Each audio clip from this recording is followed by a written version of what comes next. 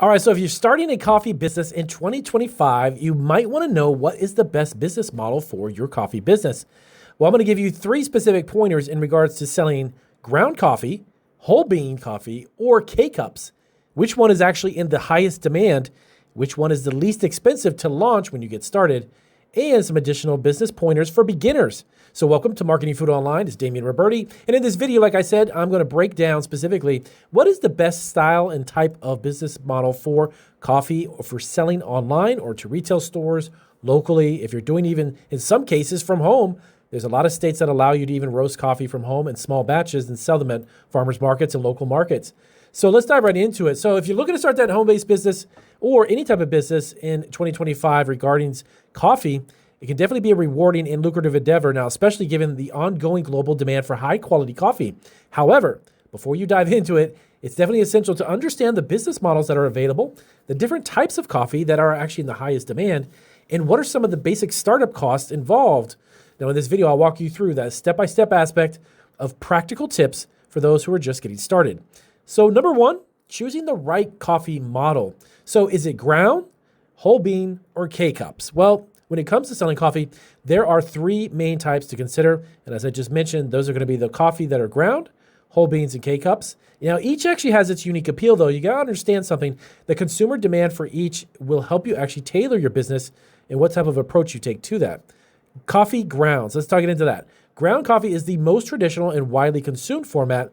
Many people still prefer it for its freshness and affordability. Now, grounds can be actually packaged in various sizes and, of course, sold in bulk, in addition to offering niche options like organic or flavor-infused coffees. Now, this option works well for people looking to purchase in bulk or grind the coffee themselves. Next one up is actually whole coffee beans. Now, this means that the whole bean has been grown in popularity over the last few years, and coffee enthusiasts who actually value the freshness and grinding their own coffee love whole bean coffee. Now, beans typically offer a richer flavor profile, and many consumers prefer them actually because they feel that there is more control over their own brewing process when they're at home. Now, the bean market is particularly appealing to specialty coffee lovers and high-end cafes. Now, thirdly, of course, the K-Cup, which has grown in popularity dramatically over the past 20 years. Single-serve coffee pods have been increasingly in popularity, primarily due to the convenience they offer. K-Cups cater to busy individuals who actually don't have a lot of time to grind or even brew a full pot of coffee. With the rise of Keurig machines and K-Cups have become a hugely household staple everywhere. Now, especially in offices and in homes, these are very convenient types of coffee. Now, this market is great for those targeting convenience-driven consumers. Now, which coffee actually is in the highest demand in 2025? Well, whole bean coffee actually reigns supreme and followed shortly by K-Cups, are currently seeing some of the highest demand for coffee's consumption. As coffee culture actually continues to evolve, many people are actually opting for premium whole beans due to the freshness and quality they provide. Now, on the other hand, K-Cups, of course, remain very close to that, immensely popular due again to their unmatched convenience, particularly among professionals and business people. Now, for the new coffee business, though, the decision between grounds, beans, or K-Cups really actually depends on your target market of who you are looking to appeal to. Now, if you want to tap into premium market and cater to coffee enthusiasts, whole bean are the best bet. Now, if you're focusing on more of a convenience, mass market appeal, K-Cups is going to be the number one for you. This is actually one of the best options because of its mass appeal. Now, you may also consider offering all three formats to cater to a broader audience. There's no reason why you can even limit yourself. You can try all three. Now, number two, startup cost for a coffee business. Now, starting a coffee business in 2025 can be relatively low cost, especially for what I'm about to tell you. If you decide to run it from home or even a small scale facility, here are some of the major expenses that you may encounter and you can expect when launching this type of coffee business. All right, so coffee equipment. Now, this will be depending on whether you're roasting or simply selling pre-roasted coffee. Your equipment costs can vary, but if you're roasting your beans, a commercial coffee roaster can run you anywhere from about $3,000 to up to $20,000. Now, in some cases, guys, you could definitely even get used equipment, might be considerably less than $3,000, depending on the model, the size, and of course, the condition. Now, for a more straightforward business, selling pre-roasted coffee, you may only need to get packaging equipment, grinders, and even some brewing machines if you have to, which could range anywhere from $500 to $5,000. Now, coffee sourcing. Now, if you're roasting the coffee yourself, sourcing green coffee beans is your primary expense.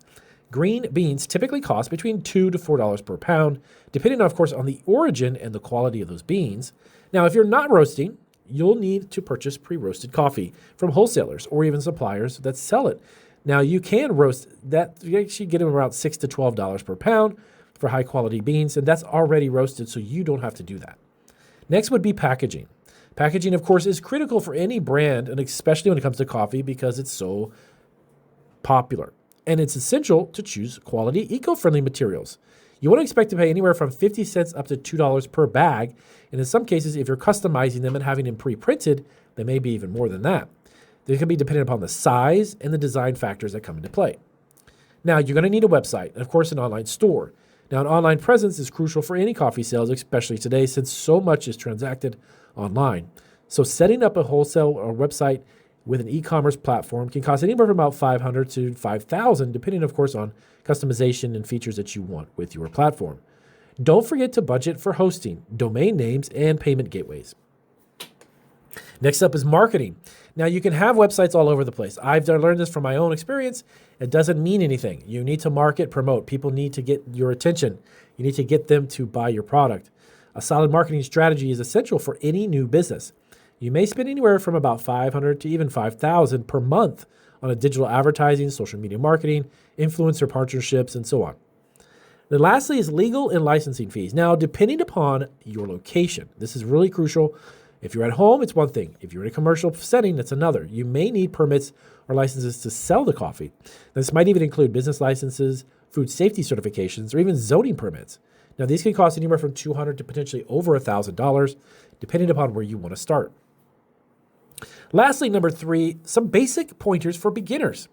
Now, if you're starting a coffee business, which requires more than just passion for coffee, it involves strategy, organization, and dedication. So here are a few tips to make you succeed if you're starting small. Define your niche. One of the best ways to actually stand out in a crowded coffee marketplace is to specialize. Now, whether it's focusing on organic or fair trade coffee, creating custom blends, or even offering sustainable packaging, find something that makes your brand unique. Next up is building that online presence. In today's digital age, you have to have a website, and having a website and social media profiles is a must without question. So your online store should be easy to navigate, and your social media should highlight your brand's personality. You want to engage your audience by posting regular updates on social feeds, sharing coffee brewing tips even, or even offering some promotions. Next one is offer a subscription service. These are huge because it's a recurring revenue. Subscription boxes for coffee have become a hugely popular trend, allowing you to generate recurring revenue. Now, customers can, of course, sign up. They can receive fresh coffee delivered to their door every single month. This model works especially well for whole beans and premium blends. You want to focus on customer experience, not just your brand or your coffee. Build a loyal customer base by offering exceptional customer service, no matter what. Consider offering personalized recommendations or even responding quickly to inquiries and ensuring your packaging is beautiful and functional. Experiment with wholesale, by the way. Selling to local cafes, restaurants, or offices can provide a steady revenue stream, and you may also consider partnering with online marketplaces, subscription box services, or even food delivery services to expand your reach. Now, in 2025, the best business model for coffee business depends on your target market. Whether you're focusing on ground coffee, whole bean coffee, or even K-Cups, it's essential to understand what consumers are actually looking for and craft your strategy to meet those needs. Startup costs can vary, but with a solid plan, you can actually start a very small and grow coffee business over time with little to very minimal investment. So if you have any questions about this, let me know down below. You definitely want to check out our other videos here. If this is your first one, we have tons of great coffee business videos and resources. I'll see you on our next video.